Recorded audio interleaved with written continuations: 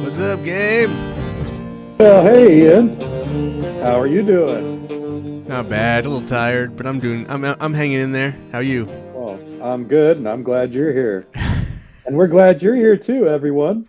Welcome to Blank as a Fart. It's Wednesday, it's 8.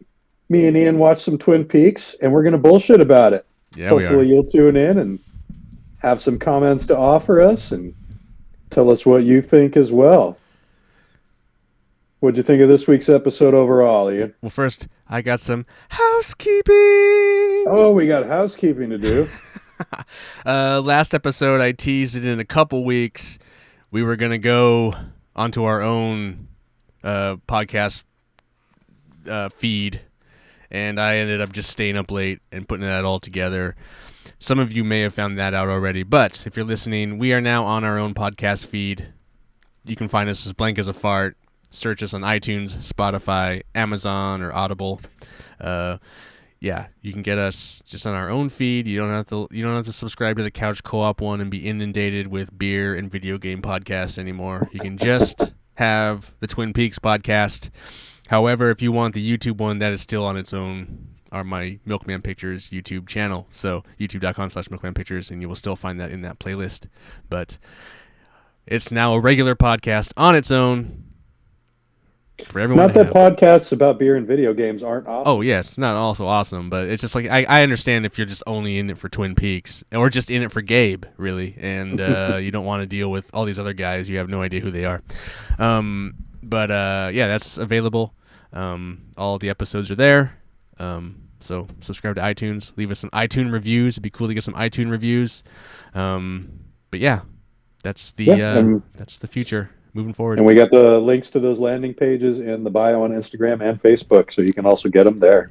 And then, Spotify, as the podcasting platform that we use to record, they also give us a web page, and that all those links are on that web page. And there is also this cool feature called voice message, and if you go on your phone and you go to that link and you click the voice message, you can record us a voice message, and then we can play it on the show and then put it in the show, So that's another kind of bonus for listeners if they want to participate with the show, instead of if you're too lazy to email and just want to talk and ramble at us.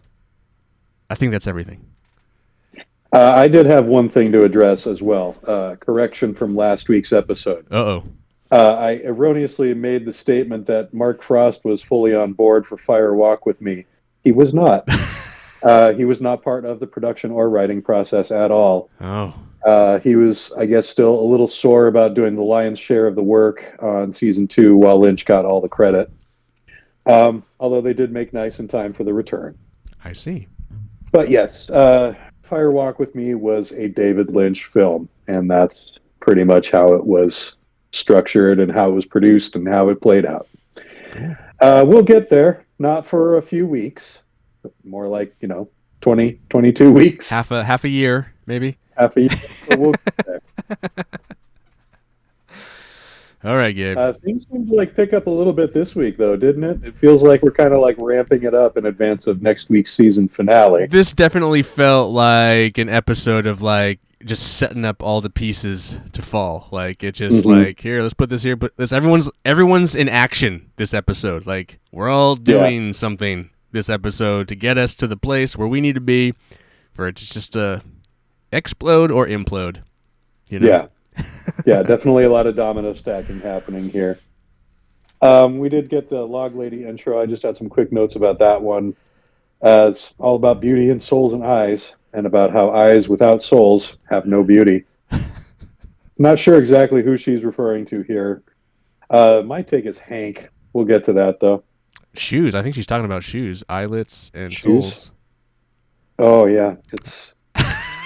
We do know that the Log Lady speaks in riddles.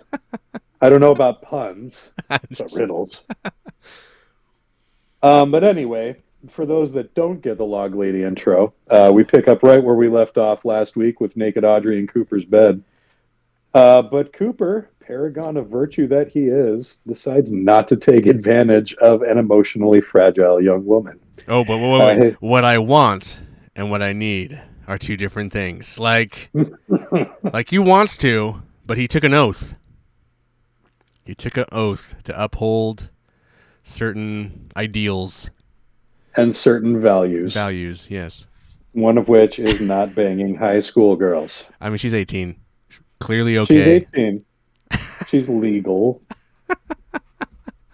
We're treading dangerous ground. I know we are. Here. Well, I mean, you're talking about a show that apparently has some kind of teenage girl crime lord sex trafficking ring going on. So, like, we're treading ground. Well, no, I mean. Yes, within the show and the context of what they should be. It's not. Yeah, it's not something that they glamorize necessarily. Correct. So anyway, what Cooper tells Audrey is what she needs most as a friend, and he's more than happy to be that for her. So much heavy flirting still, though, Gabe. They still are just flirting with each other. They are, and that continues throughout the series. Up until they each get their own love interests, which happens eventually. Wait, I have a question. This is like completely not really show. I mean, it's kind of show related. Were there any like on-set romances that you know about from this show that came out of this show? I'm not that necessarily came out of the show, but were going in or may have happened in the early stages. Because I have no idea about that. Yeah, we'll talk about that in the wrap-up later. Okay. I have that down as a trivia note. Oh, okay. All right. So, yeah, we'll come to that later on. All right. Anyway, so Audrey surprisingly puts up not a real fight here. She just kind of readily agrees. Maybe that really is, all she's looking for at this point is somebody who will listen. So Cooper's off to get the malts and fries while she gets dressed. Tell him her troubles. So yeah, no drama there. There is still, however, plenty of drama between Lucy and Andy, apparently. She continues the icy treatment on his way into the sheriff's station in the morning. Shortly thereafter, she receives a phone call from the doctor that she does not seem too excited about. Yeah, it's kind of Where's this one going, Ian? Yeah, like she's sick, and then even Cooper, when he enters, says something about, I heard you weren't feeling well or something. Mm-hmm. So maybe she was pregnant and she had miscarried. That's kind of what I went to. I don't know how hardcore Lucy and Andy's relationship is, like how involved it is. On this show, it doesn't really heavily play into it. I mean, there's kind of a relationship, but they're not married. Yeah, you haven't seen a lot of the intimate details of what's going on between the two of them. There's very obviously something there, something that's cooled off. Maybe this is related to the phone call she's getting from the doctor. Well, that's what I'm saying. Maybe she miscarried or I don't know. You know what I mean? She's not telling him anything. Like, right. Andy has no idea what's going on. Right. She's just... I don't know. I mean, she can't... If they didn't work together, you get the feeling she'd be ghosting him entirely. Clearly you know. Clearly I know. I've seen this 5 times. But I'm doing my best not to give you the answer just yet. Right. I will tell you, you don't have to learn. You don't have to wait long. Oh, so next week we have it. You might get your answer next week. Things are happening fast. They kind of were like, things were kind of crazy, then they kind of took a lull, and then things are just like happening again. Yeah. Yeah, we had a little bit of pacing going on. So anyway, we're off to the main conference room where Dr. Hayward is teaching Harry about minoburts. No idea why they didn't just bring the vet in for this one. I guess they ran out of the casting budget. Anyway, Harry's trying to get the bird to talk, but mimicry is play for a minor bird, and a starved and dehydrated Waldo doesn't feel like playing right now. Cooper sets up the voice-activated tape recorder to catch Waldo's statement once he does feel like talking. Oh, wait. First of all, Cooper says he doesn't like birds. Yes, I forgot to make a note of that. I thought that was funny. I did think it was funny, too. You don't see Cooper, show distaste for much, Like aside from Dr. Jacoby, you don't ever get just like that instantly like Cooper's very put off by Right. whatever is in front of him, but you do get that with Waldo where he's just kind of like Because he seems so he just open to backs up anything. against the wall. Yeah, Like a bird doesn't seem like that big of a deal. Like, I don't know. It's funny. yeah, that's got to be rooted in some sort of childhood trauma where a bird pecked his hand or something. Anyway, that's just a theory of mine. I don't have anything to back that up. Oh, that picture on the back with the Um, bird? That's not what that means? No. Just kidding. They also get some forensic results back from the FBI, which confirm that Leo, Laura, and Ronette were all at Jacques' cabin. They also get a photo from a one exposed negative, which is Waldo perched on Laura's shoulder. Looks to line up with the claw marks that we saw. Cooper thinks it's high time they pay a visit to One-Eyed Jacks, but that's across the border and out of jurisdiction. So that's not a job for the FBI. It's a job for the Bookhouse Boys. Anyway, yes. I have so We're many. just going to gloss over that. No, it's fine. No, but you that, have comments here. well, it comes down later. But like, I guess I find. But then, okay, yeah. So it's not for his jurisdiction, but then he gets the money to do it, like to gamble Right, the yeah. money. So it's like, Yeah. well, clearly you're using. Yeah, there's some plot holes There's here some in this like, one. I've been given money to do this, so clearly you're being allowed to do this. Like, I don't know. It's funny. Yeah, we don't get an explanation on that. It is something that always struck me as weird as an adult. I'm like, well, if this is off the books, why are they playing with bureau money? And like the only explanation, and we'll get to this later again, but the only explanation I can come away with is that they know that Cooper's going to come back with more than he took. Yeah, that was kind of my. But yeah. So yeah, the Bookhouse Boys. We now resume the drama at the Johnson household. Bobby arrives the morning after the shooting. Sure enough, Shelley's shot just clipped Leo, and he's camped out in the truck spying through the scope of his rifle. pretty disappointed about that. Yeah. Big Bad Bobby assures Shelley that he's going to take care of everything. He's going to take care of Leo. He's going to take care of James. Everything's going to be fine. It's funny Bobby's too. Take care of it all. It's funny how he delivers those lines too. When he first enters the door, he goes, "Don't worry, baby. Bobby's here. Bobby's here." Like he's like, and then they're like, Bobby's gonna, talking in the third person. It's just like this dude just needs to die, kind of like.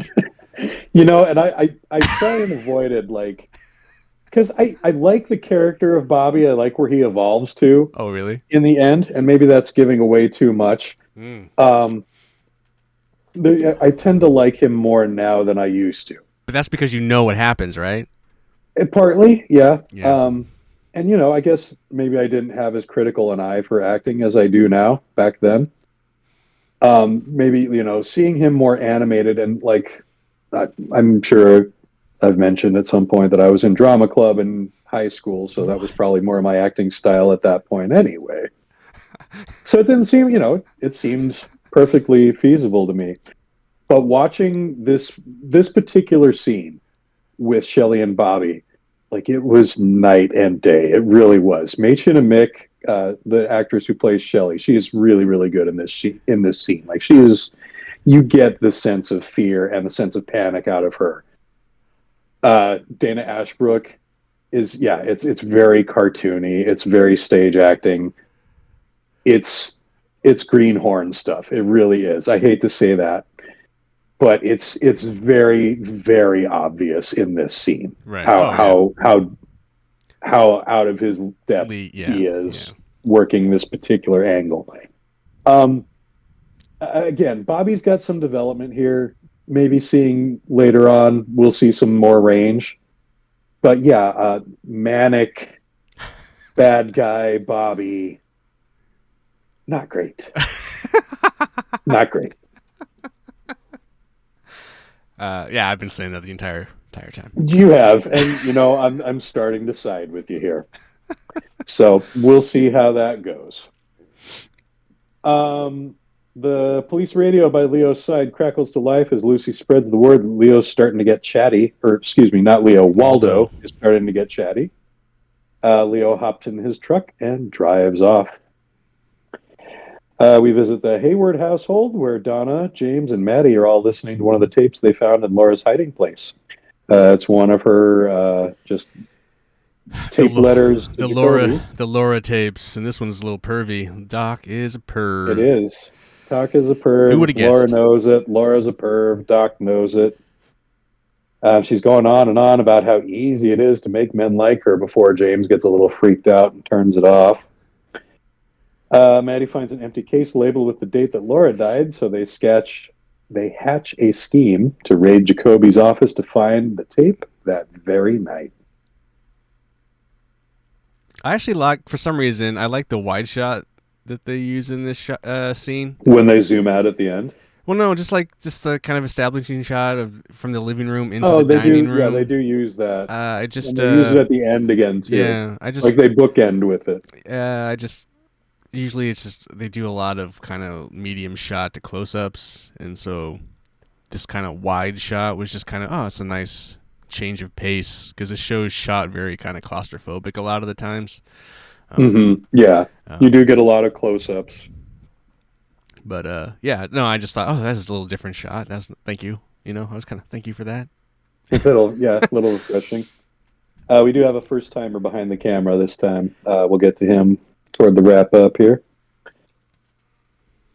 We cut to Horn's department store where Audrey's customer service skills could use a little bit of polishing, but we all know that's not why she's there. Right? I think it's kind of on purpose. Like she doesn't want to deal with. She has other motives. So like, I think she could do it if she wanted. If she set her mind to selling perfume, she could fucking. Oh yeah, she could be the. She wants everyone to just get lost, get fuck off, so I can go do my sleuthing.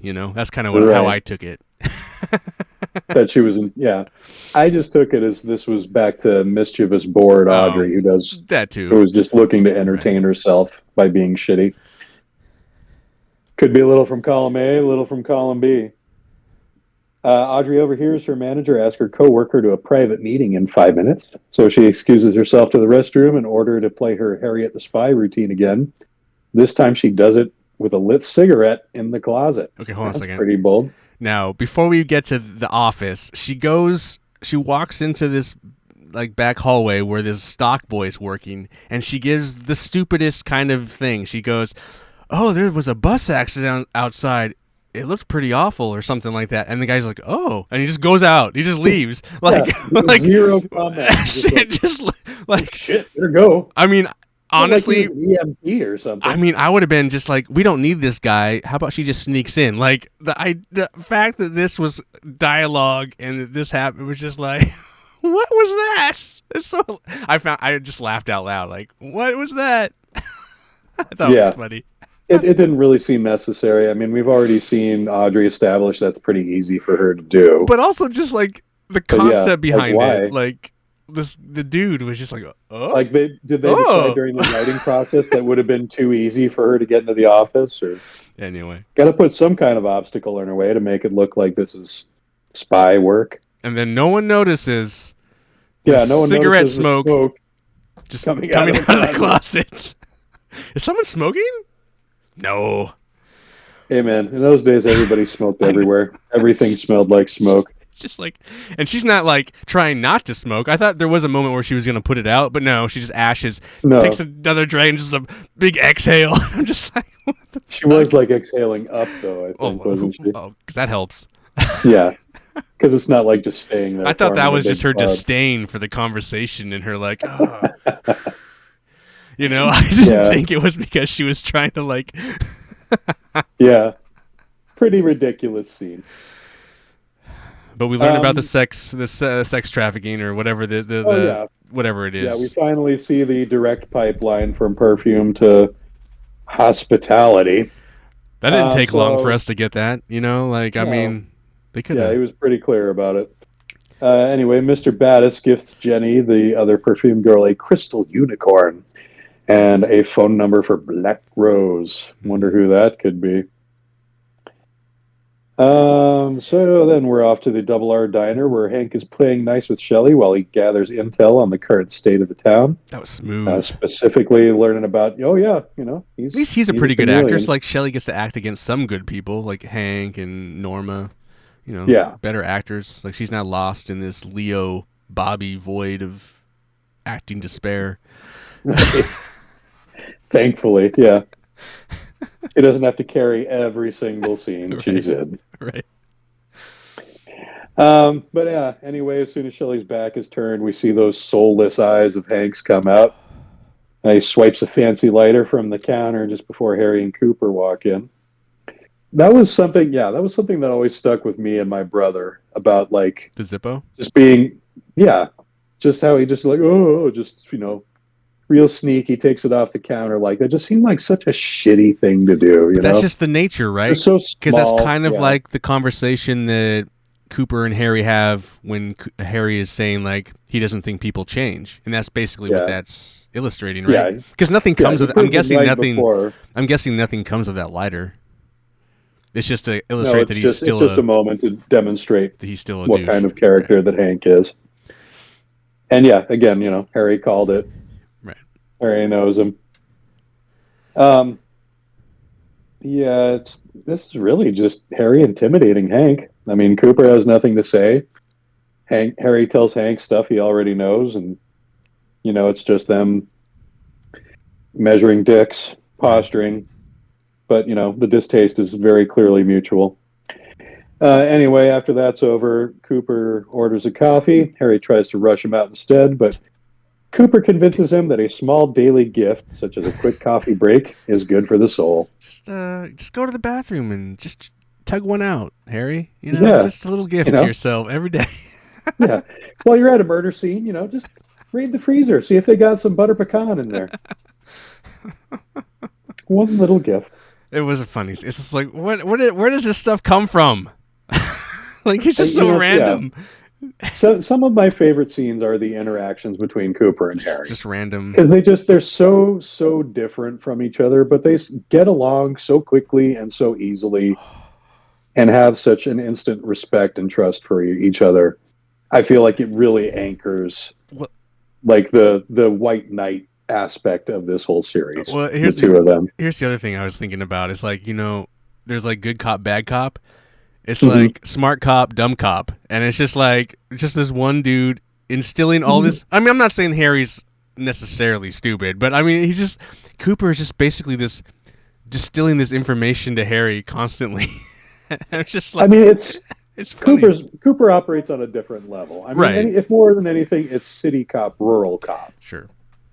But yeah, it's there are Cooper's intellect just is functionally different than Harry's. Harry's is just, practical dude who grew up in a small town in a very, nature-oriented area. I guess there's the other way to look at it is that Harry has always had this coffee, so he just thinks of it as coffee. Whereas Cooper has always had bad coffee, and now Cooper's he's having good coffee. FBI coffee. Right, and he's like, you don't understand what you have. Coffee in that budget. Anyway, I don't know. No, I do think, and I don't necessarily think Harry takes that stuff for granted. No, I don't. But I think it's nice. Maybe a little, but I think seeing Cooper enjoy it the way he does might, right, help him understand that, help him see it through fresh eyes again. Again, it's just another one of the nice little aspects of the way they interact with each other. I'm back at the perfume counter. Audrey gets clever and fakes to Jenny that she's already had that same business meeting. And she uses that to snake the number that leads her to Blackie. Audrey's plan is starting to bear fruit. I mean, Audrey's better at this than Cooper. She's pretty quick study, isn't she? We haven't really seen Cooper work it yet. We're about to. Oh, okay. No, Cooper's about to work his stuff. Before that, though, we get a quick scene at Ed and Nadine's place. Nadine is depressed and despondent because one patent attorney rejected her drape runner idea. Nadine! Oh my God! Don't you give up! Don't you dare! like the acting in these lines to like convince her to like it was like it's like wow does not need to Yeah, go this is more this is melodrama. Oh, just wait. Just wait. By the way, Chet shot Montana. Oh my fucking oh I god. did see that. I have no idea what it means, but go Chet, right? Montana is Chet obviously the bad and guy. Shelly are the same. See, Finally standing up for themselves from right shooting abusive cocaine dealing jerks. silver handgun. Both had silver Hmm. handguns. Anyway, Yeah, I the don't know if Leo ever parallels. wore a headband. I haven't seen him wear a headband yet, but I don't think we've seen him in sunglasses either, but yeah, lead bad guy of the town, at least until Hank came back. Oh, it's like that bad guy on the TV he show. established the hierarchy pretty quick, didn't he? It's like evil Axl Rose. I don't know. Anyway, Anyway, that's just free flowing thoughts I'm having. Sorry. evil Axel. Off to the Blue Pine Lodge. Harry admires one of Pete's fishing trophies before confronting Josie about her presence at the motel the other day. She initially lies about being at the mill before coming clean, telling Harry the truth. She was there taking pictures following Ben and Catherine because she's afraid for her life. Is she the one that should be afraid for her life at this point, though? She's definitely. I mean, obviously, she was doing something shady last episode, but I don't know. Now I just But think she's. yeah, Now I just think she's lying. She's just playing Harry. yeah, starting to get that impression, aren't we? Oh, I was at the mill, dude. Even as a younger kid, I did not like the way she tried to lie, Gotcha. like very very obvious lying. Oh no, I totally did not do whatever it is you're saying I did, which I totally did. It just bugged the shit out of me, and I just really started to dislike the character of Josie because yeah, she's obviously up to some shit. She's not an honest person, and I'm all about honest people myself. So yeah, not liking what Josie's up to right now, and I don't think I'm supposed to like it, but we'll see where this goes. Why is it that every woman in this show wears the same color lipstick? Has that ever been talked about or brought up? Hmm. I don't know that it's ever been pointed out. Like they all wear the same shaded color. It's fucking crazy to me. Like even Josie here in this conversation, just like staring at me in the When they face. do, yeah, when they do have lipstick on, not Catherine. Well, maybe not Catherine, but I mean, I'm just No, Catherine all the gets her own girls and thing. all the they Catherine all gets just one that compliments her. I don't know what it is. Maybe they just didn't have a budget. And they just had a I mean, I lot. think a lot of it is homage to the film noir, which we Oh. all know that Lynch is obsessed with. Part of that is that aesthetic, I'm sure, but I don't think we ever see Laura in the really deep red lipstick like that. Well, not deep red. It's like this pink. It's just like this really kind of. It's not even red. It's like this. I don't know. Hmm. You have to go back and watch it over and over. I mean, I for some reason it stands out to me every time I'm watching these faces and they're talking. It's like that's the same fucking color. That's the same fucking color. Audrey, same fucking color. It's like it's just weird. Anyway, Yeah, because you don't have a 4K TV. it doesn't matter. It does not Not matter. for this, it doesn't. No, this is all in 1080. We're at the Great Northern Lodge. Cooper and Ed are gearing up for some undercover work, which involves gambling with 10 grand of the Bureau's money. And this Even is 10 grand in 90s dollars. yeah, right. Like that's a beamer in 90s dollars. It's just funny. It is. And yeah, Fucking Ed is super impressed with 300. He's like, 300. well. Cooper's in a fucking James Bond tux. Oh yeah. It is. Cooper is decked out, ready to rock. It's kind of in well, it's in the same thing we saw him in earlier when he was talking to Nadine. But that's kind of the funny thing too, because like I forget that he's one of the boys, So it was like when he came out of the room all dressed up, I was like, "What the fuck is Ed doing?" And then it dawned on me that like, oh yeah, he's okay. That makes sense now. Yeah, I mean, I don't think we could send Harry in there undercover, and doesn't seem like the type of job for Hawk or Andy. I love how Cooper is just so So, impressed by Ed too. oh, once they finally get to Well, it, not, but yeah. even just in general, it's like, no, what you're wearing is Oh, he perfect, likes and the he's just suit, like, and it's he's just like, like, yeah, he's like he's not really phased by Ed at complimentary. all. Like Ed's all kind of nervous and shit, and Coop's like, oh no, he's like, you're fine, you're perfect. Yeah, It's doing what he fine. can to put him at ease. But he does that with Harry a lot too, and you see him doing it with Andy too when they're at the It's shooting true. He range. tries to talk him up. Yeah, yeah, he's a I guess positive he does guy, it and with he tries to Audrey spread too, that. and yeah. You're Yeah, right. You're right. that's just who Cooper is.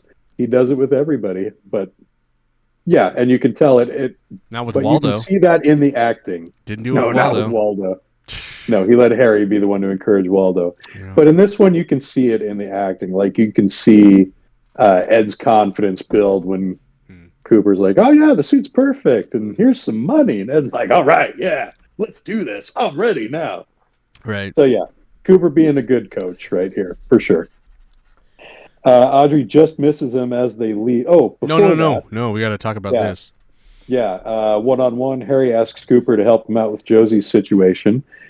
Cooper asks some pertinent questions that don't get any answers, but he's going to trust Harry on this one enough to back him. Okay, yes, but that's not exactly. Cooper asks him these like, what do you know about her past? Basically, and it's like that, and Harry's Mm-hmm. pretty much that doesn't matter. I love her, and Coop's like, it's good enough for me. It's like what? You got Yeah, exactly none of your answers, Mister. yeah, that It's a doesn't little sound funny. like It Cooper. doesn't sound like Cooper. I was just like, what? I get, yeah, But I guess you guys are and I bros don't. already, so it's like, all right, we're bros, so it doesn't matter, you know. Well, they've got other priorities first, I but know. I just thought that was funny. and yeah, I kind of forget the specifics of some of this. But anyway, not to be future tripping here. Let's stick with the present. Audrey just misses the gang as they depart. She's got an important message she wants to deliver Cooper. Meanwhile, Catherine is receiving a visit from an attorney regarding a new life insurance policy in her name. As she suspiciously scans this document she's never heard of, she notes that it's a $1 million payout to Josie if she dies. Managing to keep her poker face, Catherine returns the document without a signature, under the pretense of some minor notifications she wants addressed by her personal attorney. After the dude leaves, Catherine has a minor panic attack as she rushes to the hidey hole in her desk to find the doctored ledger missing. She's wised up now. She knows she's the patsy in all this, and she knows that they plan on killing her. Dun dun dun. Where do you see this one going? um, I don't know if I really had any thoughts about this one. Really, I No. mean, obviously we get some more info on at the end of the show because Hank's with Josie. What did you take away from the conversation between Catherine and the lawyer? No, not much. I just kind of. Well, because when he's like implying, "Hey, if you need help with anything else," and she's like, "Hey, are you ambitious?" Oh, I guess I forgot about that.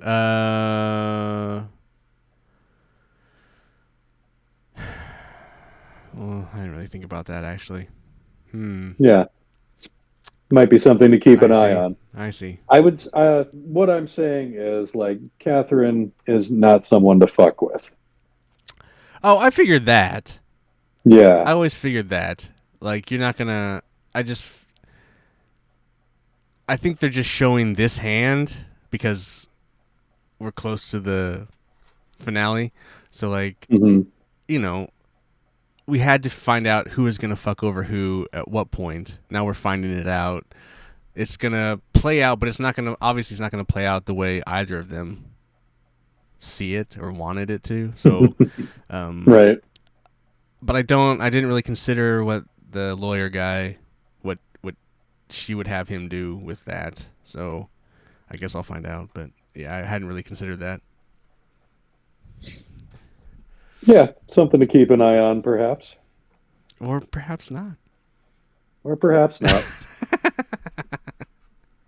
Lots of stuff like that.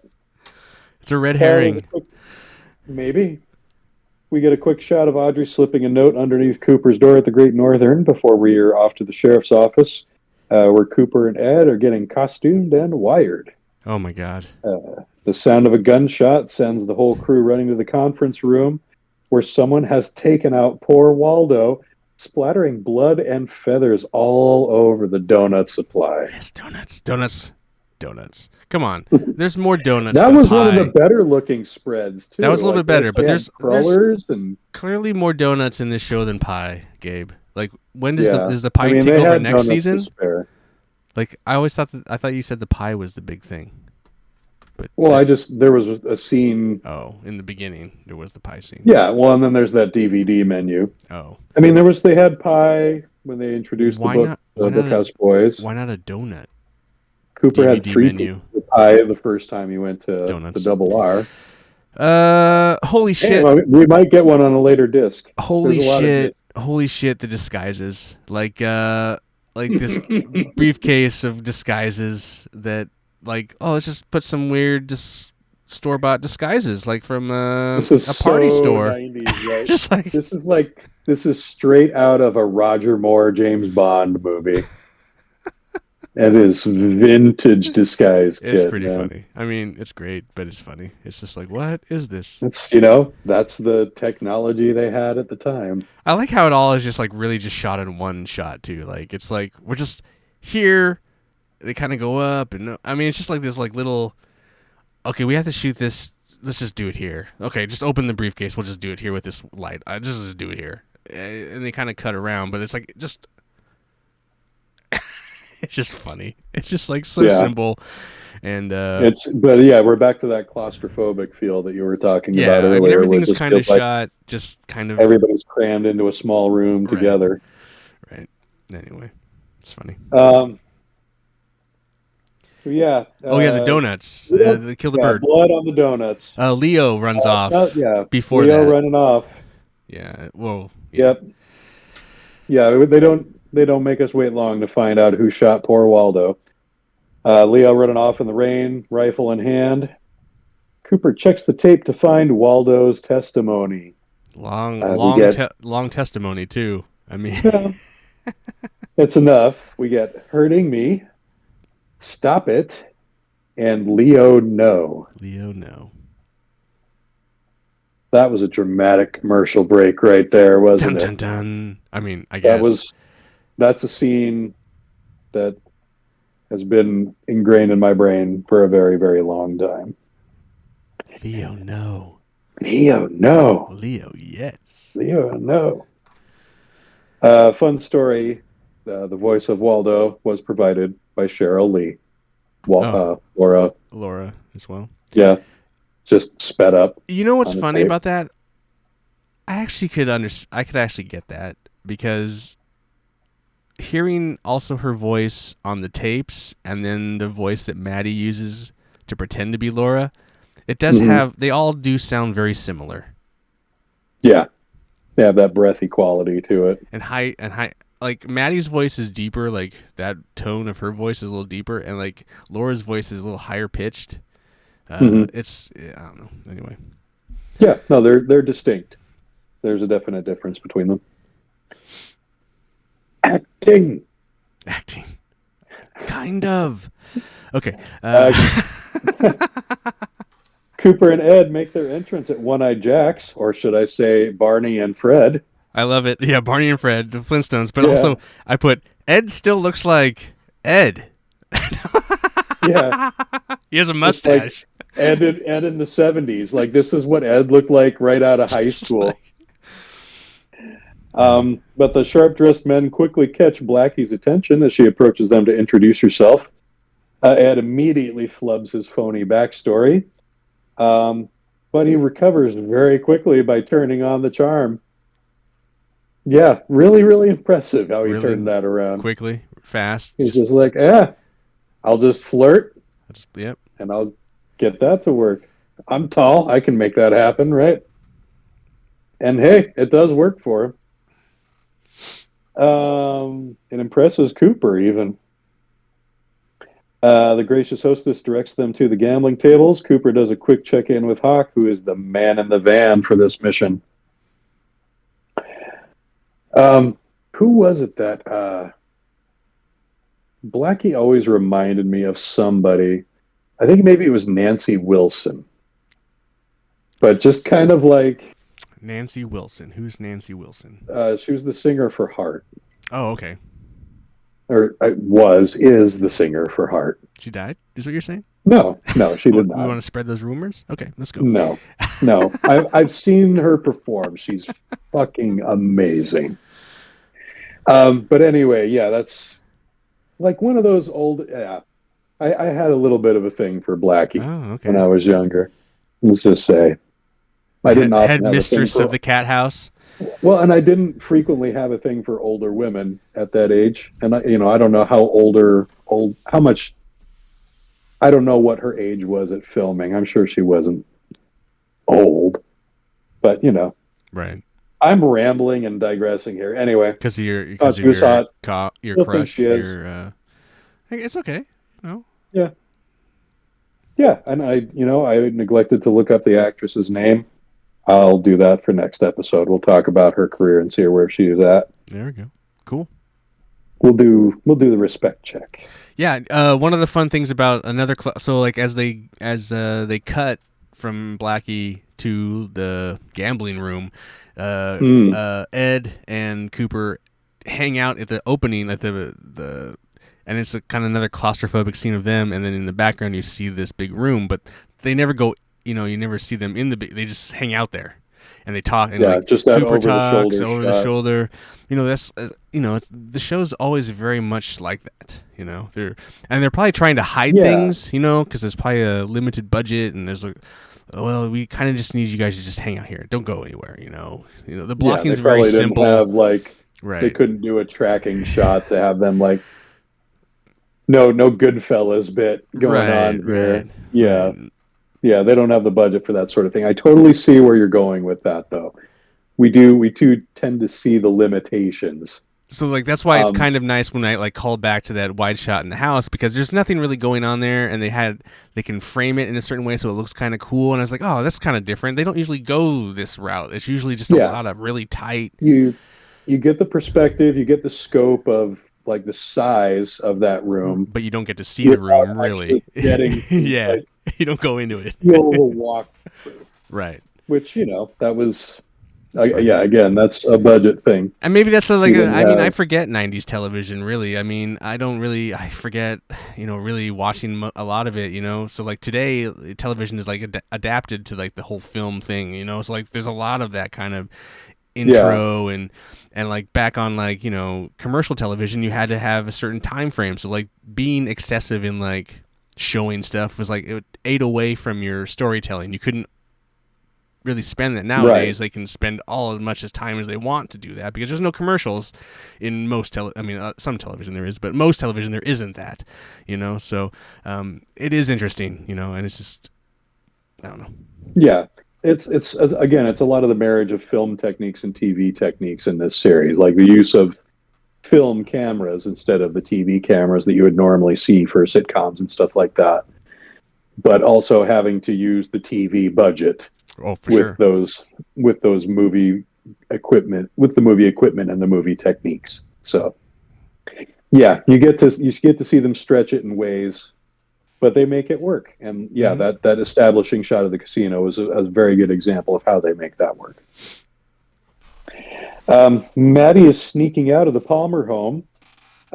She draws a stern look from a silent and unobserved Leland.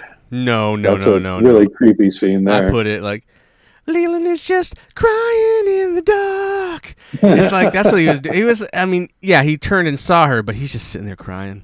He's just crying, baby.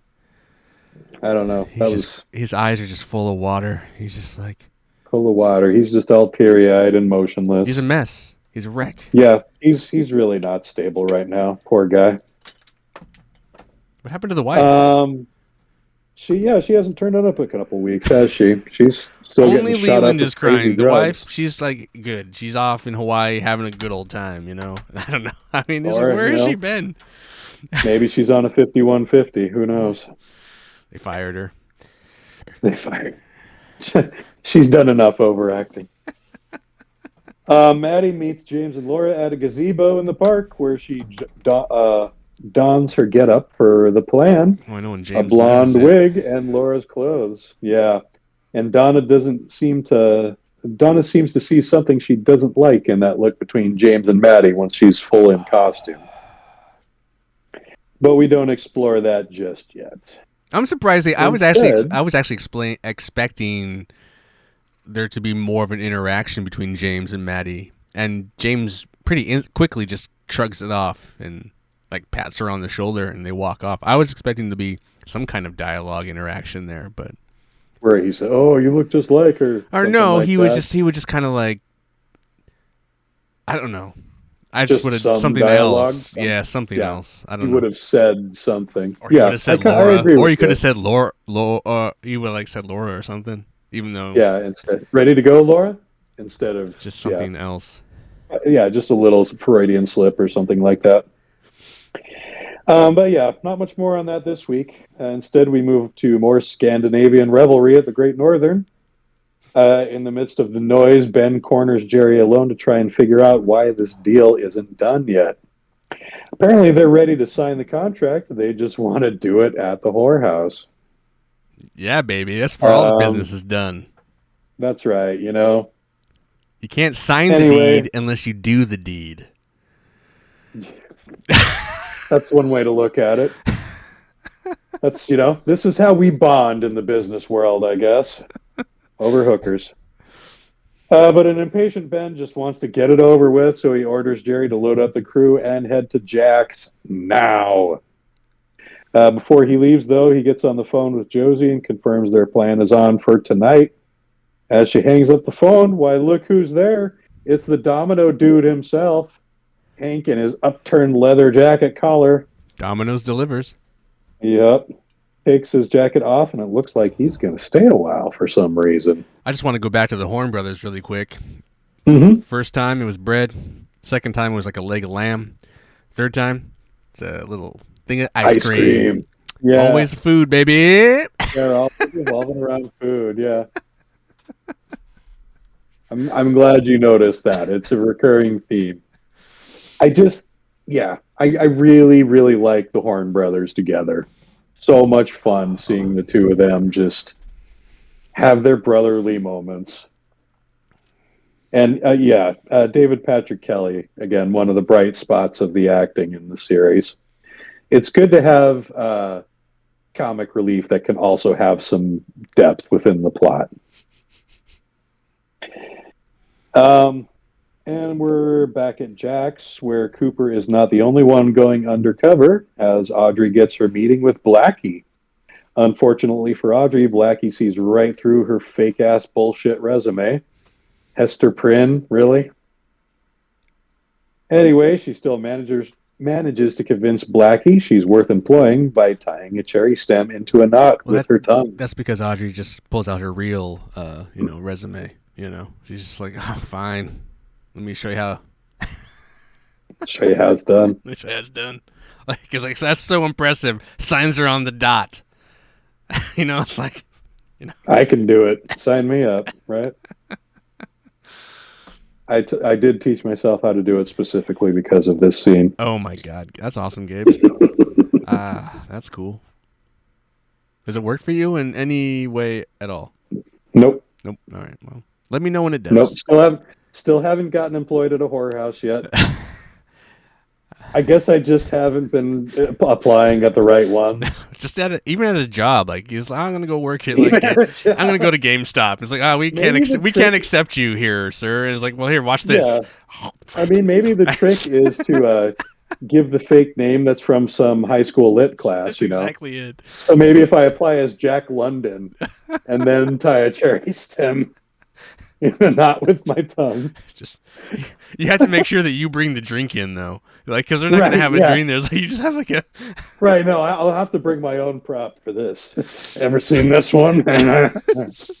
like oh Oh, oh all right Shoeless Joe yes Jackson was it? Yeah.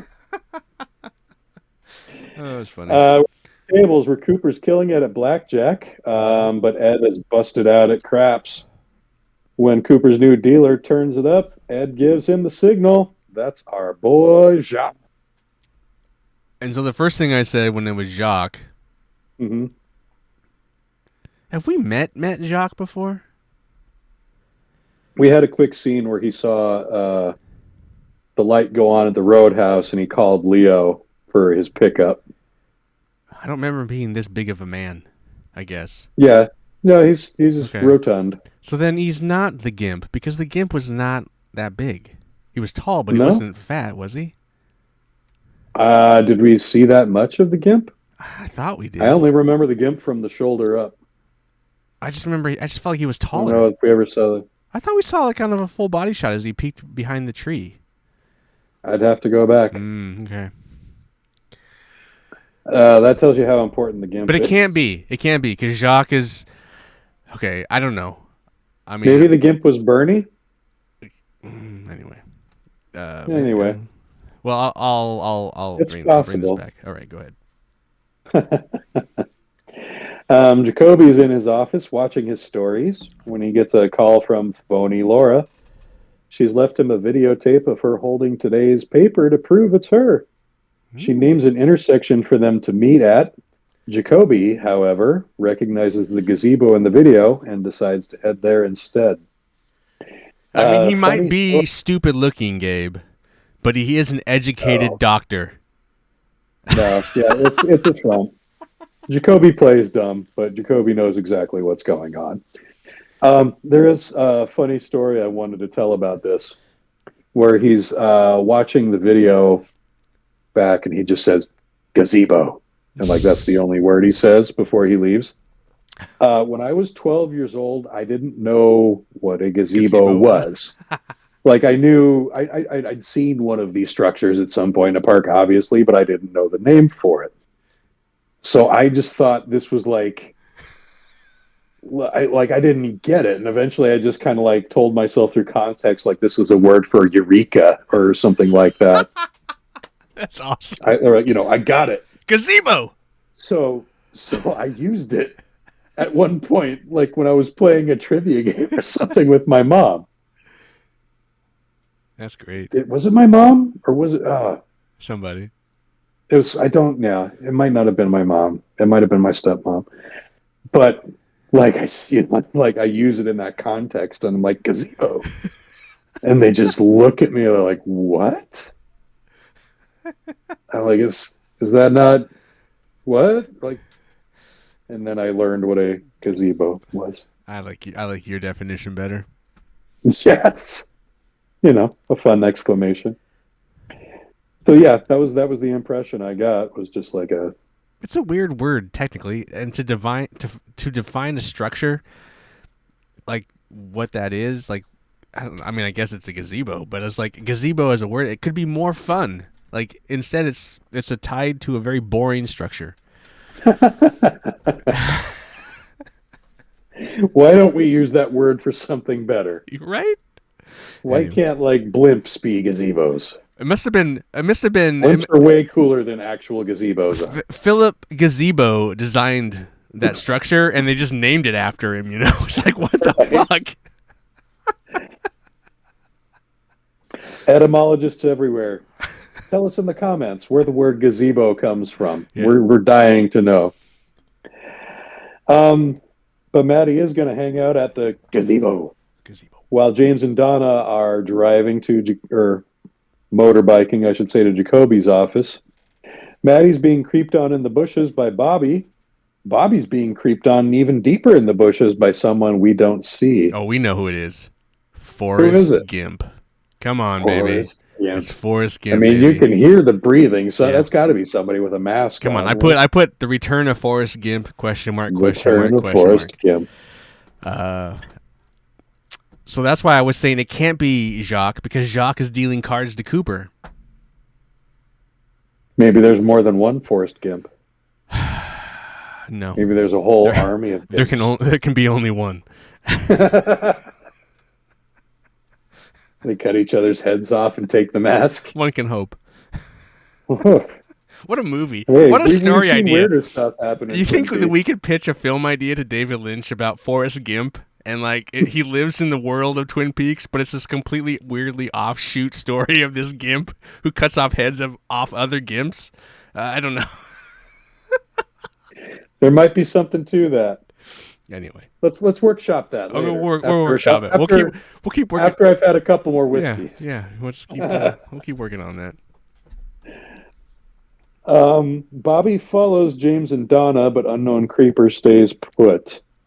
When James and Donna spot Jacoby leaving, they bust into his office. Bobby is right behind them and dropping a suspicious-looking baggie right into James's gas tank. Bobby's vengeance is delivered. We get a quick shot from the point of view of the creeper, breathing heavily in the bushes as he observes Maddie as Laura at the gazebo. And the credits roll rather suddenly. Yeah, it was just like, oh, okay. It's like, oh, this is a fast episode. It did. It really felt like it progressed pretty rapidly. But again, this is just really setting up for all the shit that goes down next week. Is the finale just an hour, or is it a longer episode? Nope, it's just an hour. Just an hour? Okay. Yeah, I don't think we get any other... I'll have to double check and see if the last episode is 2 hours. I think it just might be that they aired the last 2 episodes back to back. Oh, gotcha. When it initially ran. I could be wrong about that. We'll visit that once we get there. Yeah, I think it's whoever this kind of gimpish character that we saw one time. Obviously, I'm guessing that the Gimp character is also the guy that grabbed the necklace? Well, we know Jacoby has the necklace. But we know he has it. But the other thing was Jacoby could have got there rather fast, so it could be Jacoby, because the other kids got to Jacoby really fast. No. You don't think so? Because Jacoby didn't leave his office until James and Donna had already gotten there. And Creeper in the bushes was already there before James and Donna left the gazebo. Was he? Yeah. Okay. So it's not Jacoby. It's somebody different. Okay.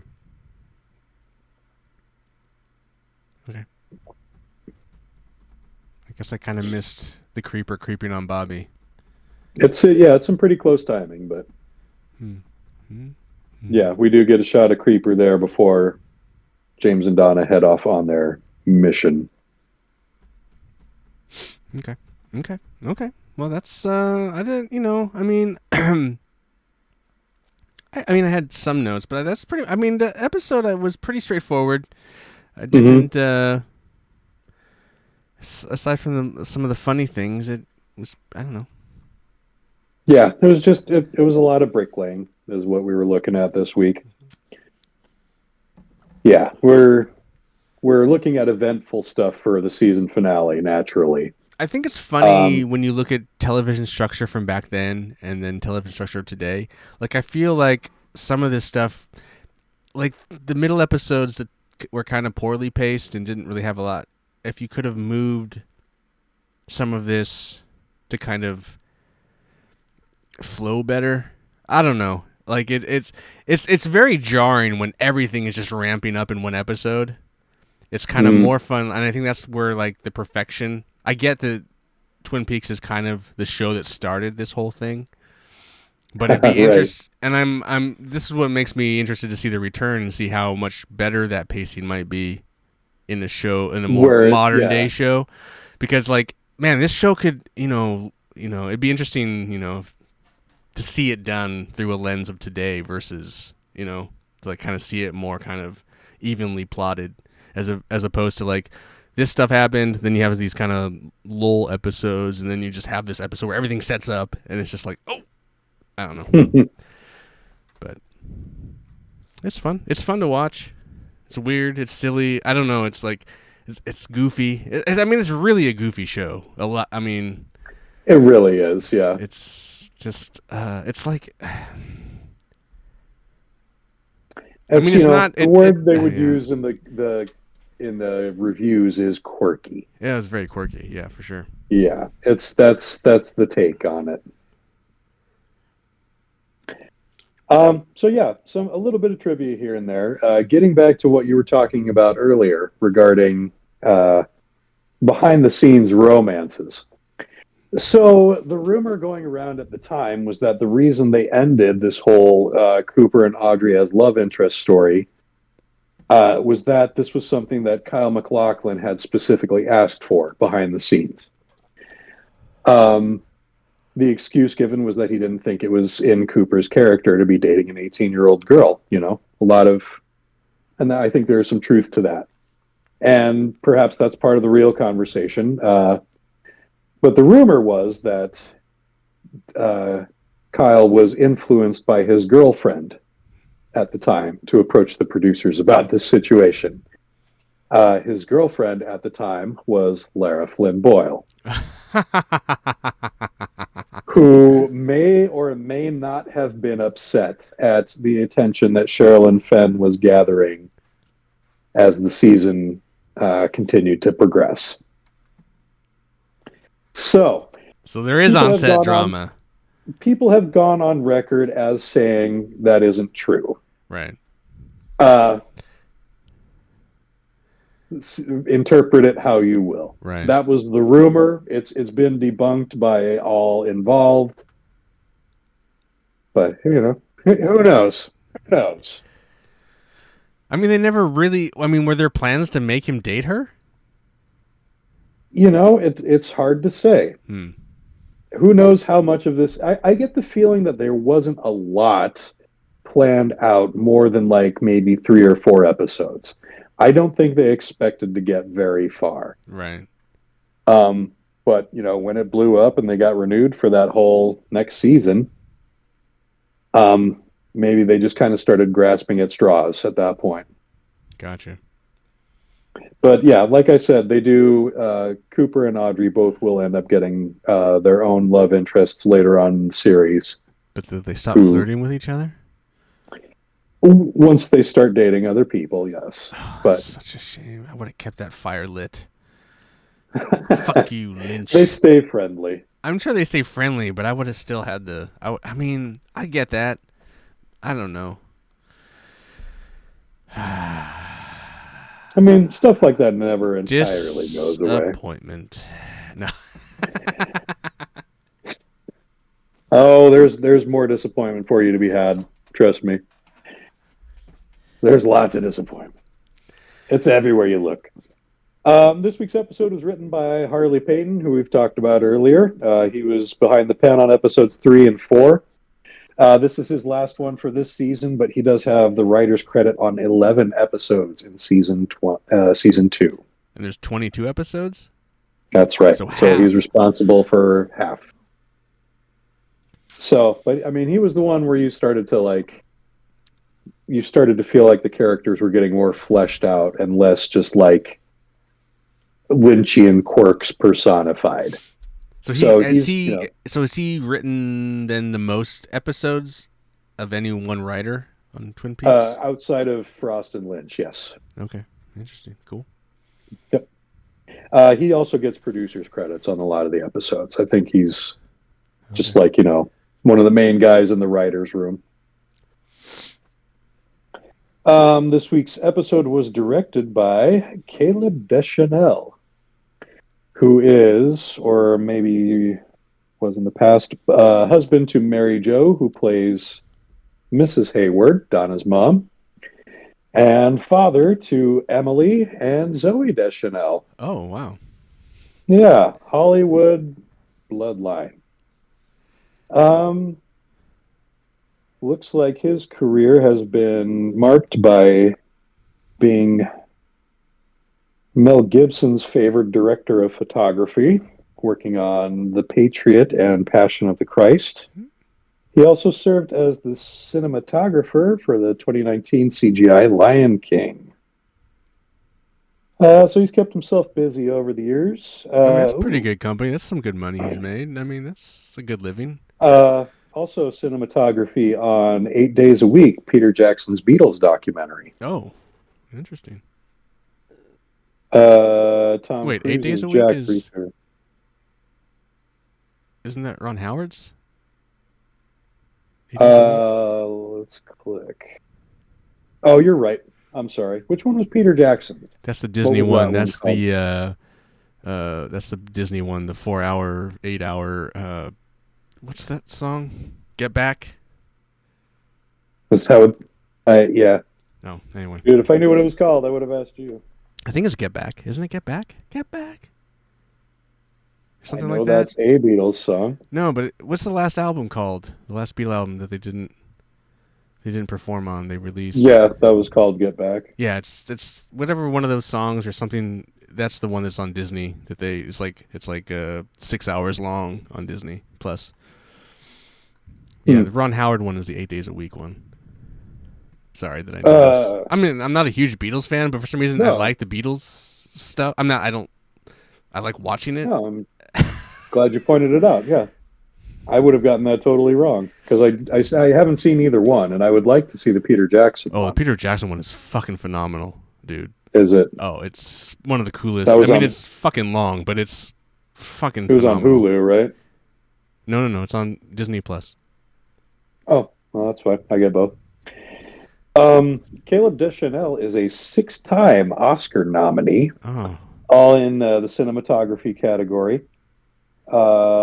Beginning with The Right Stuff in oh, '83, nice. The Natural in '80, or I should say, Another great movie. '84 was the year of nomination. The Natural in '85, Great Fly movie. Away Home in '97, Never saw it. The Patriot in 2001, Oh, really? Passion of the Christ in 2005, Oh, sure. and Never Look Away in 2019. Never look away. What is that? Hmm. I don't know. Um. Boy, yeah, he's got a long list of credits in cinematography here. Wowie zowie. That's cool. Not just a few. Directed his daughter in a couple episodes of Bones. But he started here, or did he work before this? No, he would have been working long before this. Okay. Was he doing anything? Like I said, Oh, that right first Oscar stuff. nomination was '84, so Right stuff. he would have been around for quite a while. Right stuff is a great movie. Oh my god. And Natural. Jesus. Um, How do they get him? Is this the only one he? ooh, Is this the only one he shot? Lensed? I think so. I'm gonna have to dig a little deeper into his resume here to find out. He was like, oh, I just needed the money for my coke addiction. No, it looks like he does helm a couple more episodes during the run. Maybe he's a friend of Lynch's. Um, but yeah. Oh no, yeah. Other than that, he's just done a couple of one-offs in directing. Mostly cinematography looks to be his gig. Did he ever do any cinematography on an actual Lynch film? No, No. Oh, okay. nope. He did direct a Eric Clapton music video Hmm. for "Pretending." Don't know that. That is so. Oh, that is like that is an '80s song if you've ever heard it, man. Hmm. Um. So yeah, that's. I didn't have much trivia outside of that. The usual credits, the little bit about the about the salacious rumors about behind the scenes romances, But that's the things only like one. that. There was no other romances, or Not to my knowledge, no. mm, Something I could be mistaken about, but Bobby wasn't sticking it to Leo. not so far as I'm aware. Hmm. Okay. All I'm right. on the credits page. I'm trying to find the actress for Blackie. Here she is. Her name is Victoria Caitlin. Oh my goodness. She just passed away not even 2 months ago Oh wow. Well. at the age of 71. Hmm. Oh, well, that's sad. That's sad. Well, rest in What peace, unfortunate news to learn Victoria Caitlin. immediately at the end of this episode. You were Gabe. She did You were not. Gabe's middle school crush. Wow. Yeah. Not a deep resume here. She was in Ghoulies. Ghoulies. She was on one episode of Amazing Stories. Mm-hmm. She was in Made to Order at 87, which is an Ali Sheedy vehicle, if I remember correctly. Never saw it. She was in Maniac Cop. We all Mm, remember that B movie, right? I The guy never, with the I never saw that. gigantic jaw. Nope, didn't see it. Not even like Mystery Science Theater version. I never watched. Honestly, Gabe, I've never seen an episode of Mystery Science Theater. I know of it in clips, but I've never watched a full. I've never. That's not me. Wow. Okay.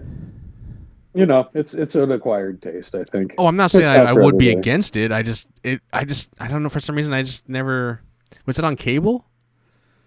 Yeah. That's probably why I didn't have cable when I was my high school Yeah, years. it started off on the Sci-Fi Network Yeah. before it was the Sci-Fi Channel, and then it moved, or no, it was on the Comedy Channel before it became Comedy Central. Gotcha. So like way, way back in the day. It actually started off as a public access show in Minnesota, Oh, crazy. Yeah. but we are way off Well, I'm topic just saying, here. I've never had cable. I mean, I had cable when I was in elementary school, and then poor, and then got rid of cable, and I never got cable again. So all this like Beavis and Butthead and South Park shit, I didn't see till way later. You know, you know. Yeah. Yeah, I was that's out fair. creating my own stories in my head. There you go. Well, yeah, we get no details on this woman Oh, from sad. IMDb, I'm afraid. That's too bad. Just a very. Just a really short list of schlocky credits, But she hit it. She and made it into a David Lynch TV show she successfully did. for a time. Yeah, We'll drink to she that. made memories there. Yeah. So here's to you, Blackie. Victoria Caitlin, Caitlin, Godspeed. all the times that Gabe tugged one out to you.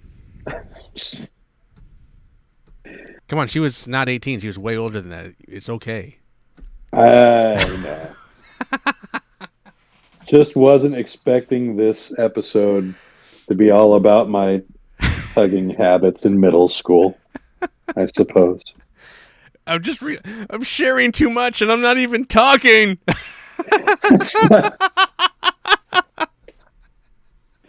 How does this happen? Ah, Let me go back to this page. I'm going to see if I can find any other interesting trivia. I don't think so, at least not for this specific episode.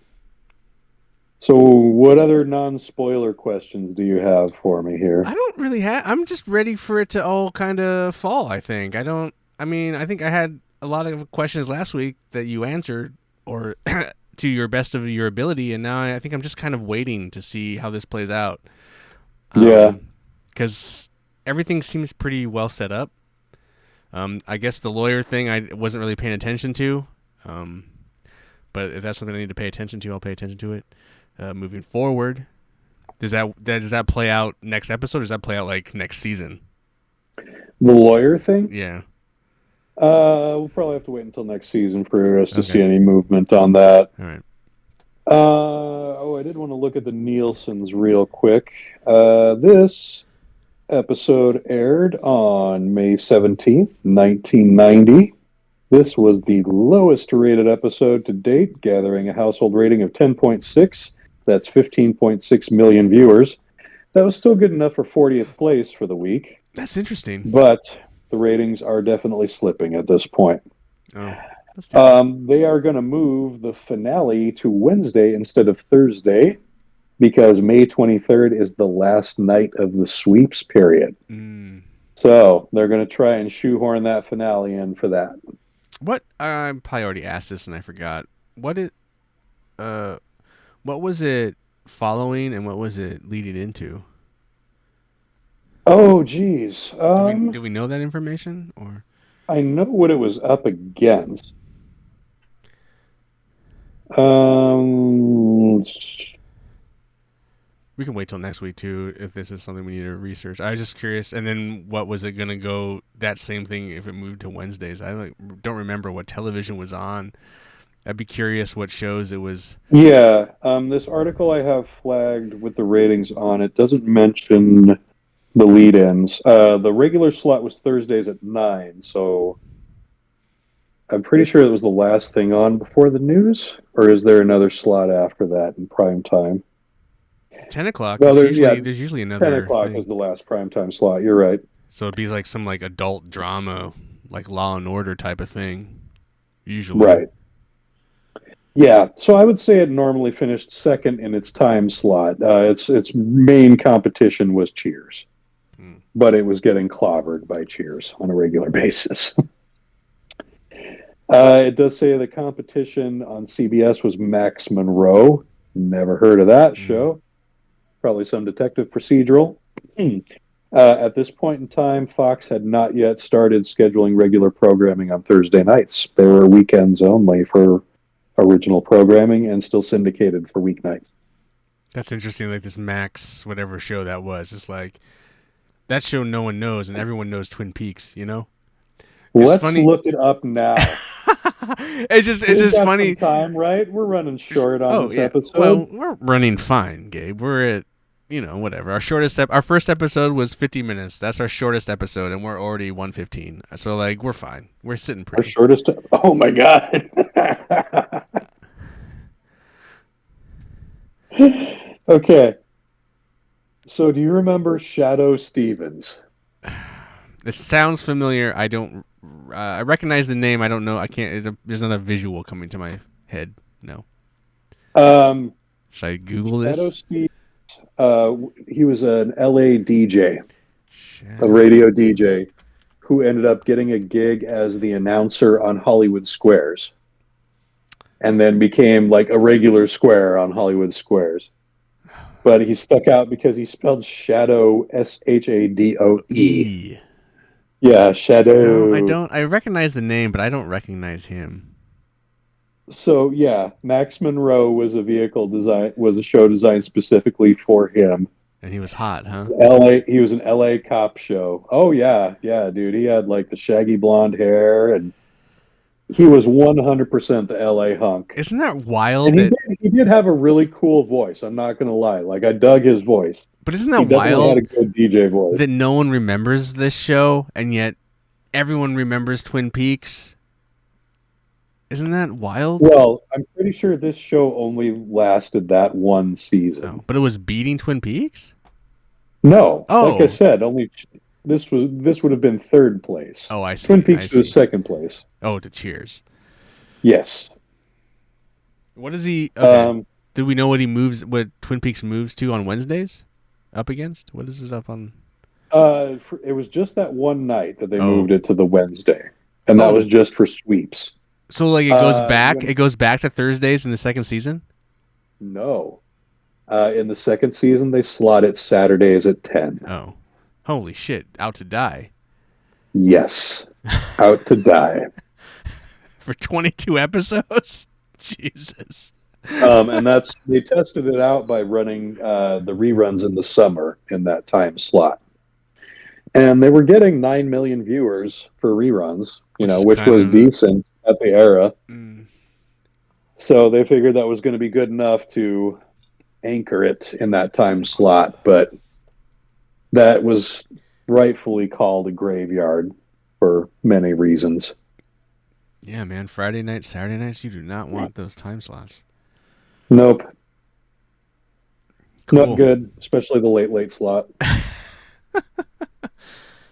So anyway, yeah, it does really kind of feel like they were setting it up for failure at that point, especially when Lynch and Frost were fighting the network on the notes they wanted, and the network was fighting them on the points of the story they wanted to tell. And Hmm.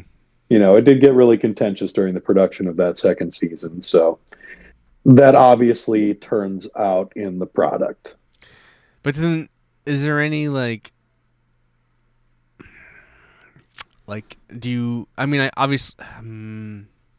Do they try to do anything in those episodes to kind of give the finger to the network in kind of subtle ways, or is there none of that kind of stuff?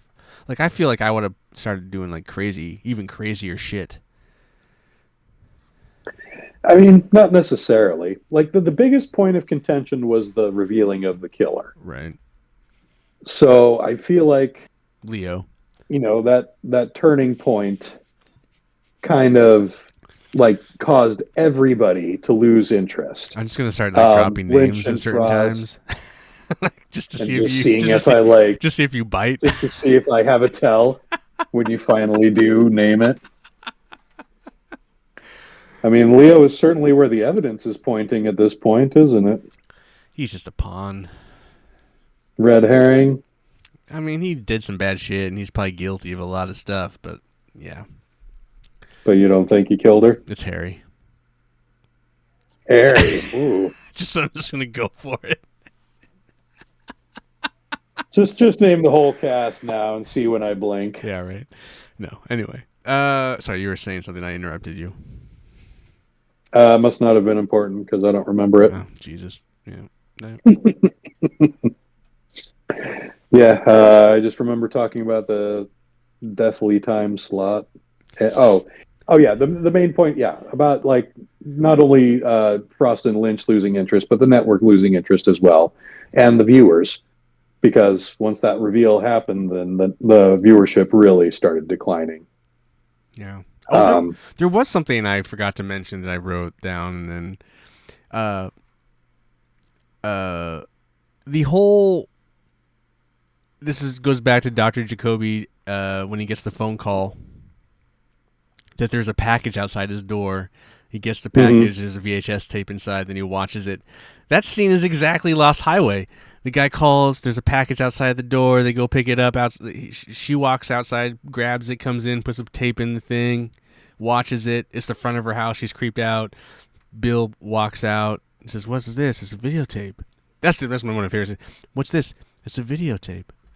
It's just like stupid shit, but it's like that's like the realized version of this scene that we're watching. I'm like watching this like, what the fuck? This is just that sequence, dude.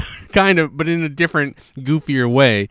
And then, not to say that Lost Highway isn't goofy, definitely has its Mm. goofy perks to it, but it's the more Oh, it's serious, Lynch. realized. But it's like it's funny how much Twin Peaks like is it like Lost Highway is a condensed version in my head so far. That's my going theory. Is like Lost Highway is Twin Peaks in like an hour and a half. Like it's all of it, so far. That's an interesting theory. Anyway, I haven't seen Lost Highway. I've only ever you've never seen it? No, Oh, I've listened extensively to the soundtrack, oh yeah, I have it on Blu-ray but I or never Blu-ray. did But end up. Yeah, I might have to. I'm going to have to check it out at some point oh, I in almost order to watched it test that again theory. I almost watched it again last week, but I didn't want to Yeah, really I'll find watch it. it. I do want to watch it again. Like maybe we should revisit. Maybe after this we should revisit it and kind of like talk about the parallels of it to Twin Peaks. Might be a fun episode actually. Yeah, But yeah, I keep pulling all these things like Jesus Christ, this is. But clearly it's not. Like if I had watched Twin Peaks first and then watched Lost Highway, I'd been like, oh, this is just fucking Twin Peaks again. It's just like, yeah, this is this again. right. But I'm thinking the reverse way, so it's just Yeah, kind of you're it's thinking, funny why to is me. David Bowie doing Vanilla Ice Button? Right there you go. See, it's Yeah, just weird shit. But yeah, I'm definitely it definitely it just keeps hitting all these things. Like what? Okay, it's interesting. All right, I don't know. I mean, I don't really. yeah, I mean, we're at an hour and a half. We did a good yeah. episode. We're That's good. all I've got prepared for this week. All right. Well, what's going on next week? Next week is the finale, What? uh, the season one finale. I shouldn't say finale, but next week, we get to find out what happens at One Eyed Jack's between Cooper and Jacques.